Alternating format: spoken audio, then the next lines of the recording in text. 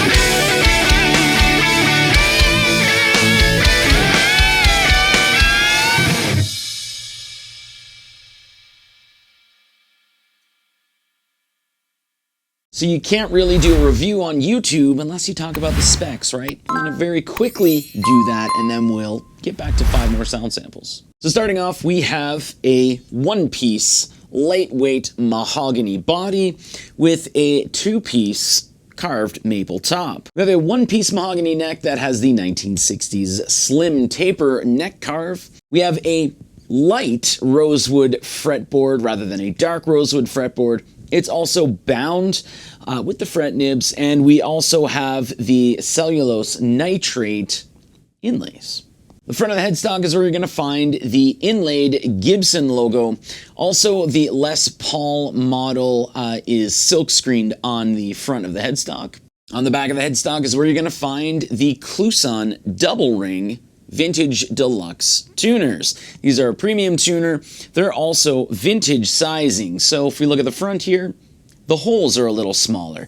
So if you wanted to, for some reason, on a reissue, swap these out for more modern size locking tuners, you would have to ream out the holes to make them wider. We have 2 volumes and 2 tones. They are the CTS audio taper potentiometers, albeit Gibson branded.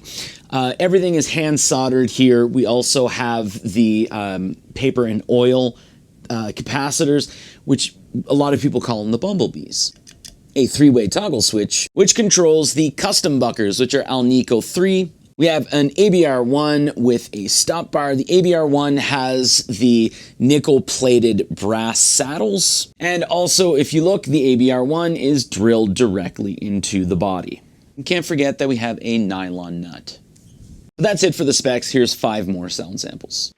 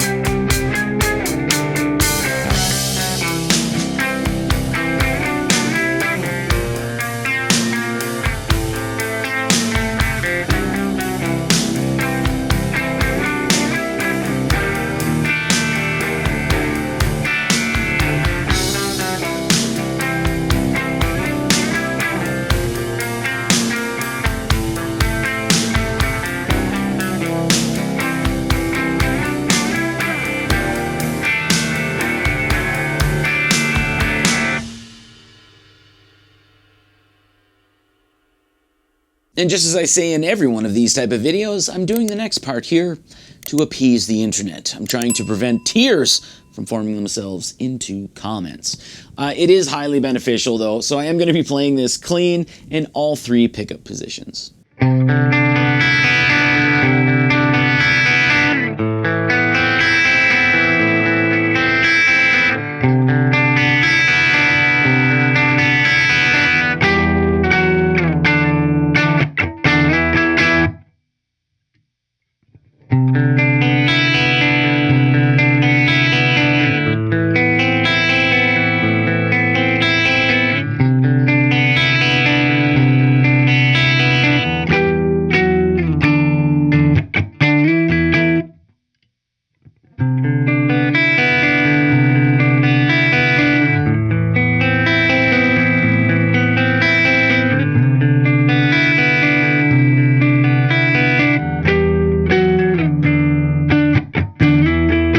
But personally, I've always found a little more benefit in hearing how the pickups react to a little bit of light drive. So here's that.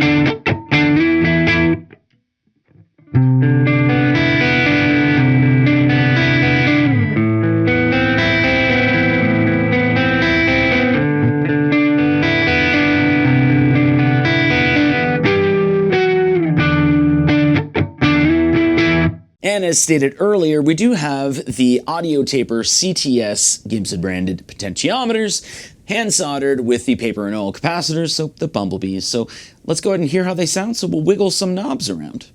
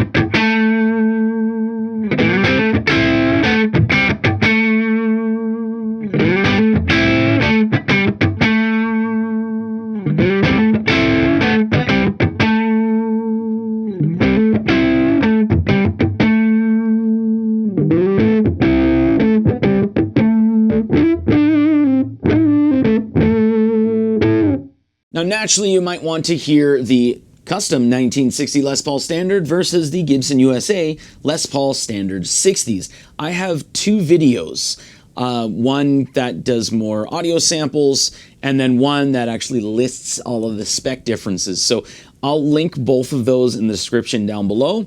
But yeah, here's just a very quick 3 pickup position comparison.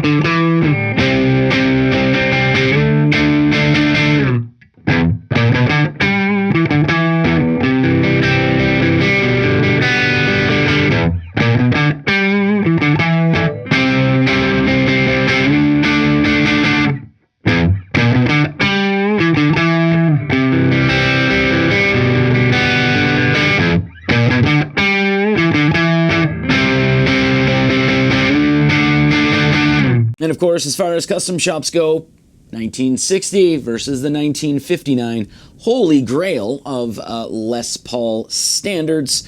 So yeah, let's very quickly do a 3 pickup position comparison.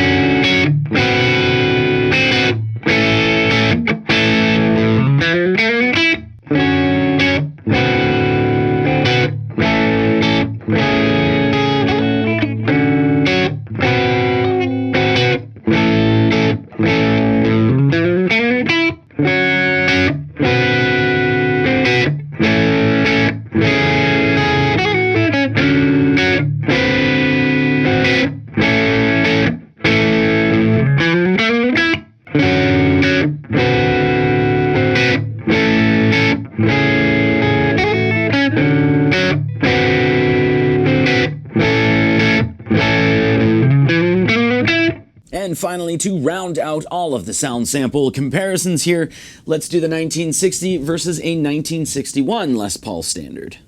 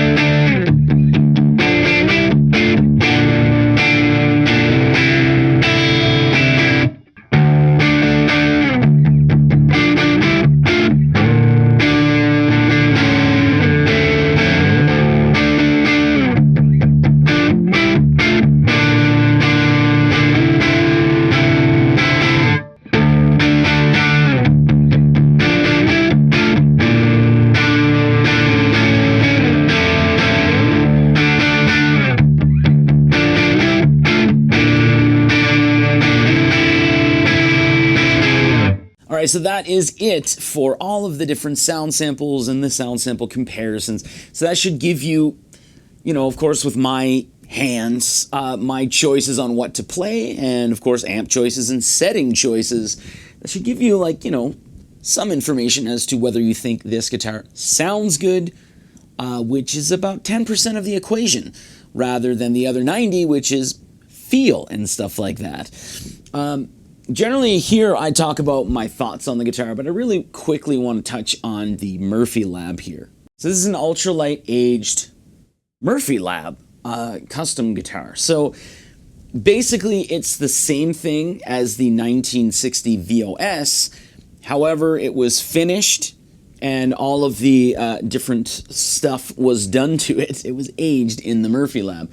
One of the benefits with the Murphy Lab is the fact that because the binding is a little lighter than the VOS, they're able to actually roll the fretboard just a little bit more.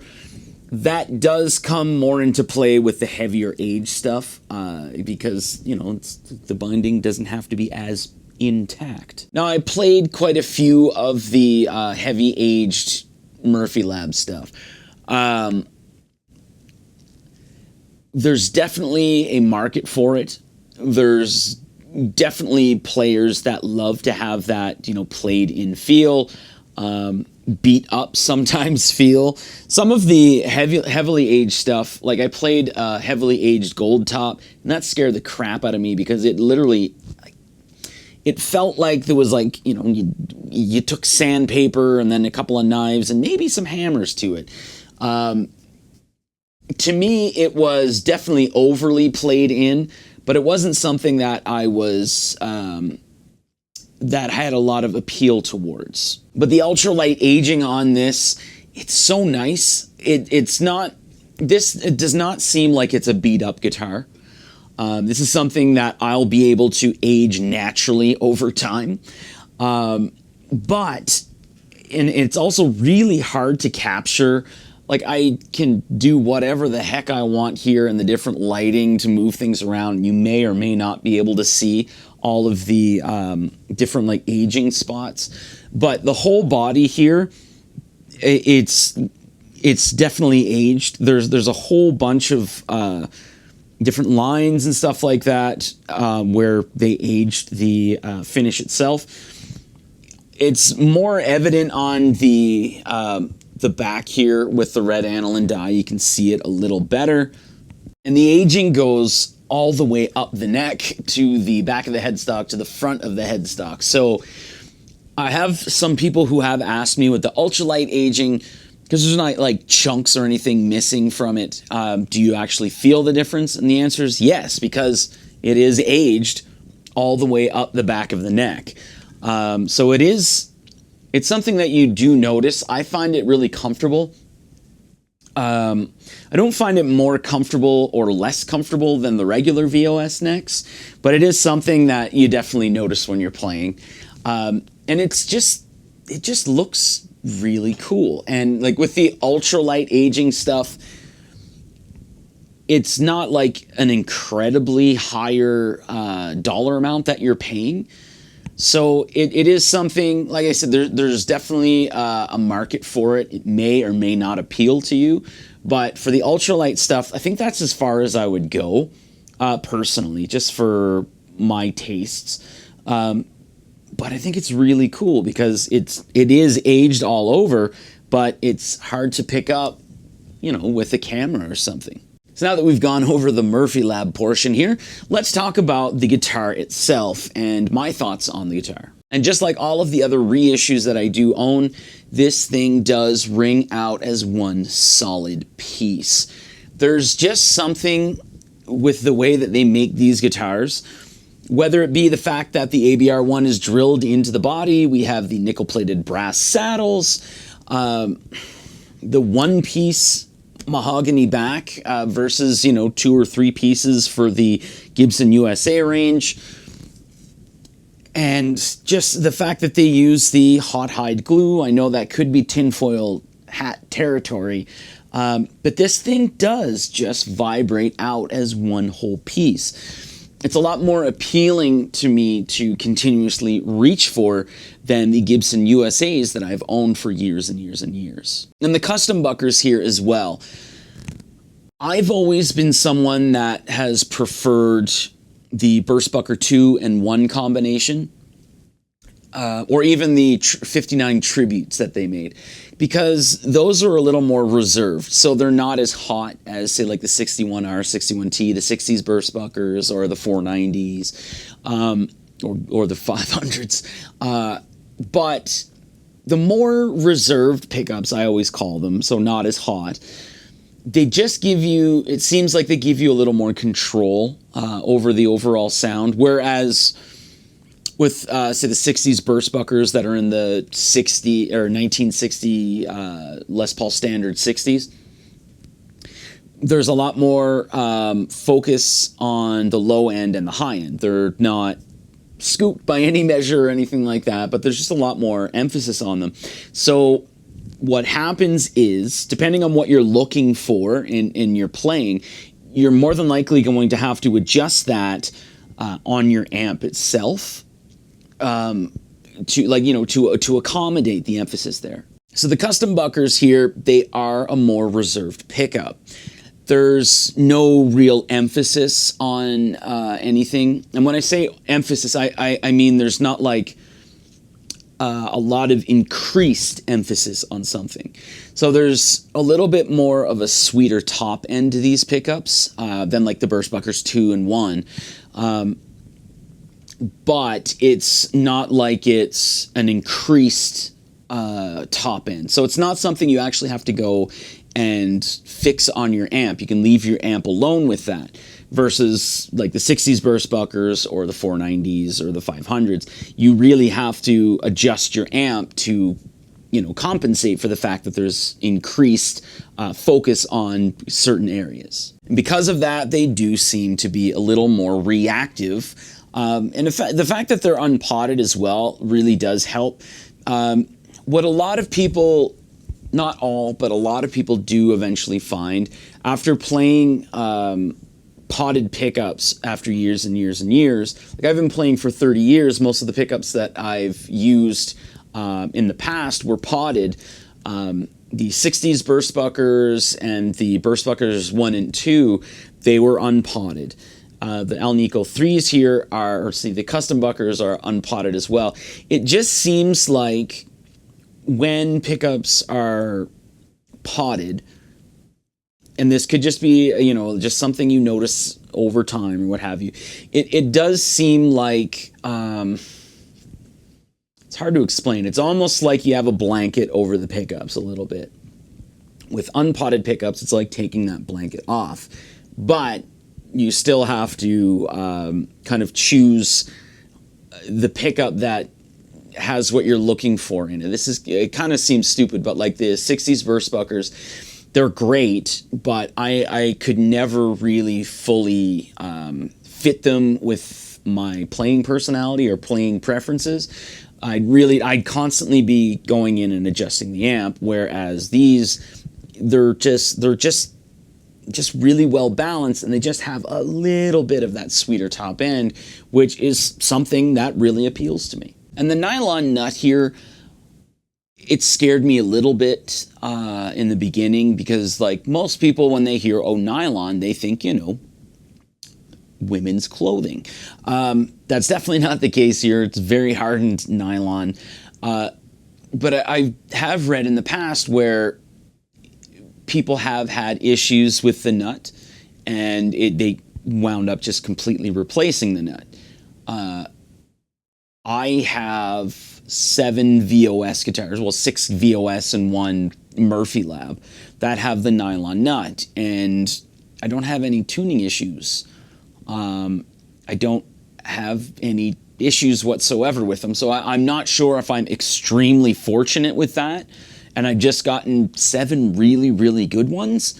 But yeah, that's just my experience with it. I've read that there have been issues, but I haven't experienced any for myself, and I do have 7, and that seems like a good range. So for me, I'm not worried about the nylon nut. And of course, it's a Les Paul, so we do have some good access here to the upper frets with this cutaway. Some players do note that, you know, sometimes it takes them a little bit of kind of getting used to the different shape, as there's like no shaved down neck heel or whatever, a contoured neck heel or anything like that. So if you're going from like a more modern guitar to a traditional type Les Paul, maybe it might take you a little bit of time to adjust to the fact that there's no contoured heel. But I've never had an issue. Because this thing rings out as one piece, when you're playing leads, I tend to feel it a little more. It's the only way I can really describe it. It's very comfortable to play. And it's just very enticing to continue to play.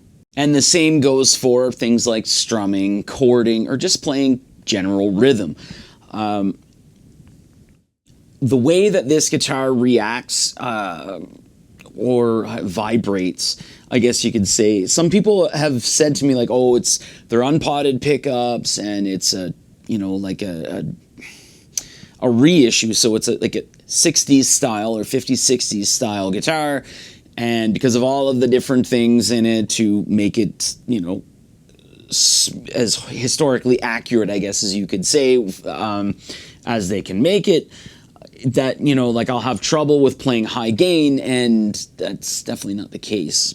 I would take any one of my reissues any day of the week over any of the other Les Pauls that I have, or SGs, or any other guitar that I've previously had. It's just a really big joy playing this, and it really works really well. But I don't want to ramble too much, because really, we don't need that. So I will end the video here. That's really all I have to say. I will be making more videos with this guitar in the future. I want to rent the Epiphone standard 60s and do like a video with all three. So the Epiphone, the Gibson USA, and the Gibson Custom, just to kind of go through and hear, you know, the differences and experience the different feelings that you can get from the guitar. So hopefully I will do that at some point, because I know I will eventually be getting rid of my standard 60s and standard 50s. The custom shops here, the VOS, the reissues, they're just too appealing to play for me, so I don't get much play now out of my Gibson USAs. Thanks for watching.